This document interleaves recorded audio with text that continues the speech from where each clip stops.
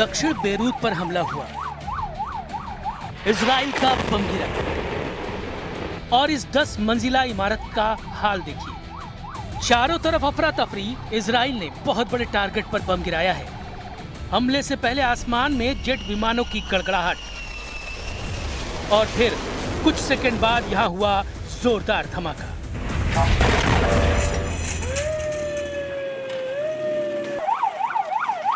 Israel ने Hezbollah के बहुत बड़े कमांडर हैसम अली तबतबाई को मार डाला है। हैसम अली तबतबाई ने ही हिजबुल्लाह की रज़वान कमांडो फोर्स तैयार की थी। रज़वान कमांडो फोर्स हिजबुल्लाह की सबसे खतरनाक फोर्स मानी जाती है। एक ड्रोन के थर्मल कैमरे से रिकॉर्ड की गई ये तस्वीरें देखिए। इजराइल ने ये वीडियो जारी किया है। बताया है कि कैसे उस अड्डे को उड़ाया गया जहां पर कमांडर तबतबाई के मौजूद होने की सीक्रेट जानकारी मिली। हमले को डिटेल से समझने के लिए AI से बनाया गया ये वीडियो देखिए। दक्षिण बेरूत पर उड़ते हुए टारगेट इजराइल के विमानों ने बम गिराए और फिर यहाँ अफरा तफरी देखिए। इजराइल ने हिजबुल्लाह के बड़े कमांडर हैसम अली तबतबाई पर नजरें गड़ाई हुई थी, इसमें कोई शक नहीं। युद्ध विराम के बावजूद लेबनान पर इजराइल की एयर स्ट्राइक जारी रही और अब ये बात पुख्ता हो गई है कि हिजबुल्लाह चीफ नईम कासिम ने अपना बहुत जिगरी कमांडर खो दिया है और इसकी वजह नेतन्याहू का बमबारी वाला ऑर्डर है। And a short while ago, the IDF attacked the Hezbollah chief of staff in the heart of Beirut, who led the strengthening and arming of the terrorist organization. Prime Minister Netanyahu ordered the attack upon the recommendation of the defense minister and the IDF chief of staff. तबतबाई हमेशा Israel के लिए बड़ा खतरा बना, चाहे वो 1993 की लड़ाई हो, 1996 की लड़ाई हो या फिर वर्ष 2000 और 2006 में हुआ युद्ध क्यों ना हो। वर्ष 2000 से लेकर 2008 तक तबतबाई ने ख़याम बैटल फ्रंट पर कई ऑपरेशन अंजाम दिए। तबतबाई ने ही हिजबुल्लाह की रज़वान कमांडो फोर्स बनाई थी जो बॉर्डर पर इजराइल के खिलाफ इस तरह के ऑपरेशन करती रही है और पूर्व में सीरिया बॉर्डर की तरफ ISIS से भी यही फोर्स लड़ी है। हिजबुल्लाह كثير قوي. हिजबुल्लाह عنده هاي الروحية، بيمتلك هاي الروحية وبيمتلك من القدرة انه يخطط ويبني ويطلع ويروح على مشهد يرجع يستعيد قدراته اللي هي الله سبحانه وتعالى ان شاء الله حتمكننا من الموضوع. लेबनान में अब ऐसे धमाकों ने हिजबुल्लाह के दिलो दिमाग को झकझोर कर रख दिया है। फिर देखिए, लेबनान में गिराए गए ऐसे हर बम पर नेतन्याहू के दस्तखत होते हैं। इस धमाके से निकले काले धुएं में एक बार फिर हिजबुल्लाह और इजराइल का नया युद्ध नजर आ रहा है। इस धमाके ने हिजबुल्लाह को एहसास दिला दिया है कि अगले टारगेट के तौर पर नेतन्याहू नईम कासिम को चुनने वाले हैं, यानी हिजबुल्लाह चीफ। अगर नईम कासिम को इजराइल टारगेट बनाता है तो समझ लीजिए गाजा से भी बड़ा युद्ध लेबनान में शुरू हो सकता है, क्योंकि फिर इसमें ईरान भी शामिल होगा और नेतन्याहू का असली मकसद भी ईरान से जंग है। इजराइल हिजबुल्लाह और हमास की आड़ में दक्षिण लेबनान पर बम बरसा रहा है, चाहे वो तायर हो या फिर सिदौन। फिलिस्तीन शरणार्थी कैंप इजराइल के टारगेट पर हैं। इजराइल का दावा है कि दक्षिण लेबनान में ऐसे टारगेट तबाह किए जा रहे हैं जहां इजराइल के खिलाफ साजिश हो रही है।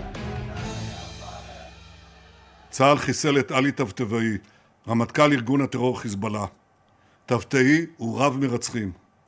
ידיו מגואלות בדם של ישראלים ואמריקנים רבים. ולא בכדי, ארצות הברית הציעה פרס כספי של $5 מיליון על הראש שלו. תבתאי שימש כמפקד בכיר בכוח רדואן, זה הכוח שהתכונן לכבוש את הגליל ולשחוט הרבה מאזרחינו. दक्षिण बेरूत में हुए हमले में हिजबुल्लाह के सबसे बड़े मिलिट्री कमांडर हैसम अली तबतबाई के अलावा 4 और डिप्टी कमांडर भी मार डाले गए। इसमें मुस्तफा ब्रू, रिफत हुसैन, इब्राहिम हुसैन और कासिम हुसैन बरजावी भी शामिल है। ये सभी लोग हैसम अली तबतबाई के साथ या आसपास ही मौजूद थे। 5 कमांडरों का एक हमले में एक साथ मारा जाना हिजबुल्लाह के लिए बहुत बड़ा झटका माना जा रहा है। सीरिया में जुलानी की हुकूमत आने के बाद से हिजबुल्लाह कमजोर हुआ है, इसमें कोई शक नहीं। लेकिन इस एंटी इजराइल फोर्स को फिर से ताकतवर बनाने के लिए नईम कासिम ने लगातार कोशिशें जारी रखी हैं। इस कड़ी में हैसम अली तबतबाई अब नईम कासिम का सबसे बड़ा और कारगर कमांडर बन चुका था। वो हिजबुल्लाह को फिर से खड़ा कर रहा था, रजवान जैसी कमांडो फोर्स को फिर से ताकतवर बना रहा था, और ये बात इजराइल के लिए बहुत बड़े खतरे की घंटी की तरह लगातार बज रही थी। Will not allow Hezbollah, the terror organization, to recover and rebuild its strength and threaten Israel from anywhere inside of Lebanon. The terror organization's activities continue to constitute a violation of the understandings between Israel and Lebanon. Hezbollah के कमांडरों का शिकार Netanyahu ने कैसे कैसे किया है, इसके धमाकों की एक फहरिस्त आपके सामने है। दक्षिण लेबनान की पहाड़ियों से लेकर बेरूत की इमारतों के बीच इजराइल के बम लगातार फटते रहे हैं। इजराइल ने नसरल्लाह से लेकर हिजबुल्लाह के हर कमांडर को मारकर ये बताया है कि लेबनान में उसकी जद के बाहर कोई नहीं है, वो जब चाहे किसी को भी खत्म कर सकता है। हिजबुल्लाह के कमांडरों का जनाजा देखिए और साथ में इजराइल के धमाके देखिए। ये दोनों तस्वीरें बता रही हैं कि नेतन्याहू को ना गाजा में रोकना मुमकिन था और ना ही लेबनान में रोकना मुमकिन होगा। नेतन्याहू नक्शे पर जहां उंगली रखेंगे, इजराइल की वायुसेना वहां बम गिराएगी, और फिलहाल इसका सबसे बड़ा टारगेट लेबनान बन गया है। चाहे वो पेजर वाले बम धमाके हों या फिर नसरल्लाह को बंकर बस्टर बम से गिराकर मारने वाला प्लान। नेतन्याहू के दिलो दिमाग में इस वक्त सिर्फ और सिर्फ हिजबुल्लाह चल रहा है। वो किसी भी कीमत पर हिजबुल्लाह से हथियार छीनना चाहते हैं। वो हिजबुल्लाह को पूरी तरह से खत्म कर देना चाहते हैं। नेतन्याहू ने लेबनान के आगे लगातार ये डिमांड रखी है कि अगर बातों से नहीं तो धमाकों से सही वो हिजबुल्लाह को मिटा कर रहेंगे। לאחרונה הוא הוביל את חידוש המאמצים של חיזבאללה להתחמש מחדש. זה כמובן לאחר המכות הקשות שחיזבאללה ספג במבצע הביפרים, בפגיעה במאגרי הטילים שלו, וכמובן בחיסול נסראללה. אני מודה לצה"ל ולכוחות הביטחון שביצעו היום פעולה מקצועית, מדויקת ומוצלחת. המדיניות שאני מוביל ברורה לחלוטין. תחת הנהגתי, מדינת ישראל לא תאפשר לחיזבאללה לבנות את כוחו מחדש. हिजबुल्लाह चीफ नईम कासिम का इस वक्त बहुत ज्यादा तनाव में होना लाजमी है। नईम कासिम ने इजराइल की बमबारी में अपना बहुत भरोसेमंद कमांडर हैसम अली तबतबाई को खो दिया है, क्योंकि पिछले 3 दशकों में तबतबाई काफी सक्रिय रहा है। वर्ष 2000 से लेकर 2008 तक तबतबाई ने इजराइल बॉर्डर पर कई ऑपरेशन किए हैं। उसकी बनाई गई रजवान फोर्स आज भी एक्टिव है। 2006 में जो लड़ाई हिजबुल्लाह ने इजराइल के खिलाफ लड़ी थी, तभी से तबतबाई इजराइल की वांटेड लिस्ट में आ गया था। الحمد لله صامدين ونضل صامدين، والحمد لله يمكن النصر بحليفنا ان شاء الله. لو شو ما بيعملوا شو ما بيصيروا نحن صامدين. هيدي بلدنا وهيدي ارضنا ونحن رح نضل صامدين. 2006 में हिजबुल्लाह और इजराइल के बीच 34 दिन तक युद्ध चला था। तब इजराइल के 121 सैनिकों को मिलाकर 160 लोग मारे गए, जबकि हिजबुल्लाह के 250 लड़ाकों समेत लेबनान के 1200 लोगों की मौत हुई थी। हम अपनी वीडियो लाइब्रेरी से 17 वर्ष पहले लड़े गए इस युद्ध की तस्वीरें निकाल कर लाए हैं, ताकि इस बात का अंदाजा लगाया जा सके कि इजराइल फिर से लेबनान का वही हाल कर सकता है जो वो इस बार गाजा का कर रहा है।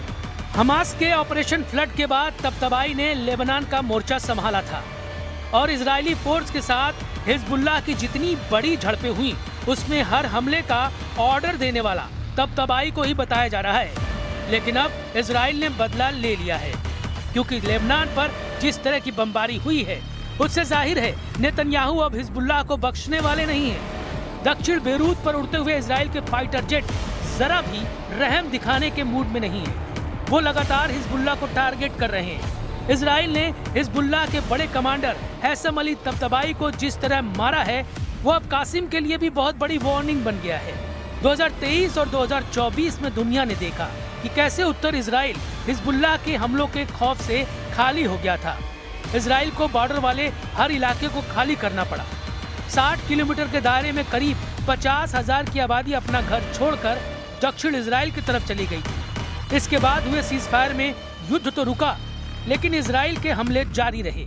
हसन नसरल्लाह की मौत और सीरिया वाला हथियार सप्लाई रूट कटने से हिजबुल्लाह बैकफुट पर चला गया और ये नेतन्याहू का ऐसा डबल ट्रैप साबित हुआ जिसके आगे ईरान भी मजबूर हो गया। नेतन्याहू जानते हैं कि हथौड़ा गर्म है, इसी वक्त वार करना जरूरी है। इसलिए सवाल है कि अब हिजबुल्लाह चीफ नईम कासिम कब तक सुरक्षित है, क्योंकि नेतन्याहू ने बता दिया है कि वो तो नहीं रुकेंगे। हमास के बाद उनके टारगेट पर हिजबुल्लाह है और अब ईरान भी उसे नहीं बचा पाएगा।